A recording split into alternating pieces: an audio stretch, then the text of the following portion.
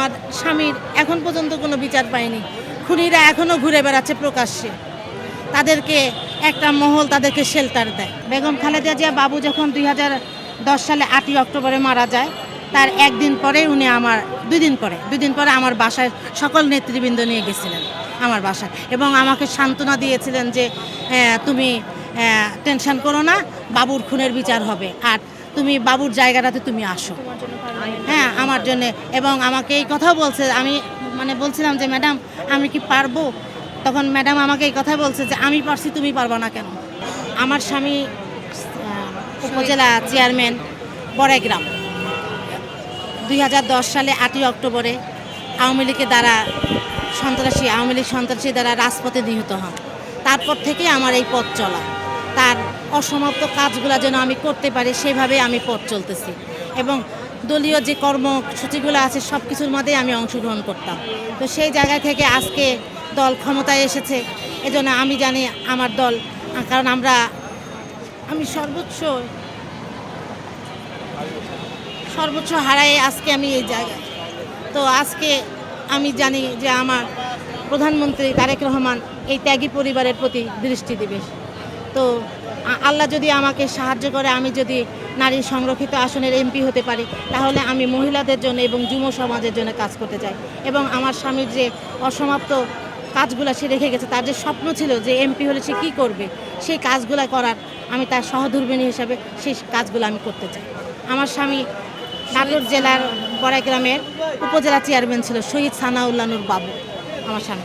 তাকে 2010 সালে 8ই অক্টোবরে আওয়ামী লীগের সন্ত্রাসী বাহিনীরা নৃশংসভাবে হত্যা করে। তার সেই সময় একটা দলীয় কর্মসূচি ছিল, সেই কর্মসূচি পালন করতে যাই আমার স্বামী নিহত হয়। অনেক জানেনই তো, পরিবারে যদি কেউ না, আমার 3টা মেয়ে, আমার ছেলেও নাই, আমার দেবর নাই, ভাসুর নাই, কেউই নাই। আমি আমার 3টা মেয়ে নিয়ে সংগ্রাম করতেছি এবং এখনও সংগ্রাম করেই যাচ্ছি। দেখি আল্লাহ আমার জন্য কি লিখে রাখছে। আর আমার স্বামীর এখন পর্যন্ত কোনো বিচার পায়নি। খুনিরা এখনও ঘুরে বেড়াচ্ছে প্রকাশ্যে। তাদেরকে একটা মহল তাদেরকে শেল্টার দেয়। সেজন্য আমরা না এখনও দলের কাছে এমনি বলছি যে আমার জেলার বলছি যে আমার খুনিরা ঘুরে বেড়াচ্ছে, এই সেই হচ্ছে, যেখানে আমরা বাবুর মৃত্যুবার্ষিকী করতে পারতেছি না, আর খুনিরা তার বাবার মৃত্যুবার্ষিকী পালন করতেছে, প্রকাশ্য ঘুরে বেড়াচ্ছে।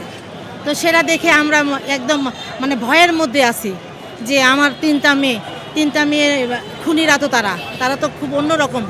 তো আমাদের জীবন সংশয় আছে। আমি মামলা করেছিলাম এবং মামলা তারা 17 বছরের চার্জশিট দিয়ে দিছিল, খুনিদেরকে সাইড করে, হ্যাঁ একদম ওদেরকে হালকা পাতলা করে ওদেরকে দিয়ে দিছিল।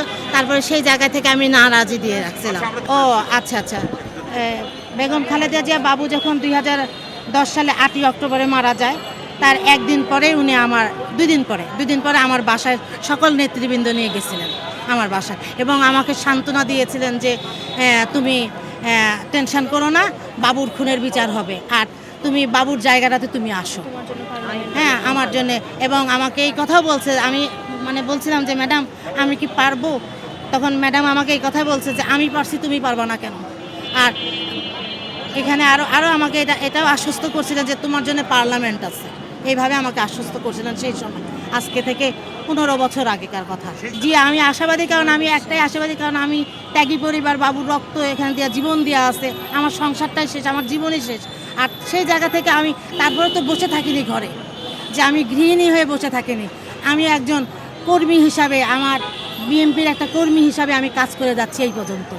বাবু মারা যাওয়ার পরে ওটা সহ্য করতে পারছিলাম না, আস্তে আস্তে আমি অসুস্থ হয়ে পড়ছিলাম। সে অসুস্থ হয়ে যায়, আমি স্কয়ারে আমি লাইফ সাপোর্ট দিয়েছিলাম, আইসিইউতে ছিলাম, লাইফ সাপোর্ট দিয়েছিলাম।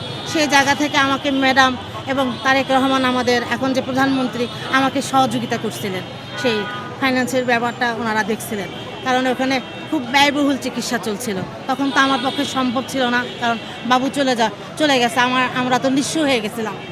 সেই জায়গা থেকে আমাকে ওনারা দেখছিলেন।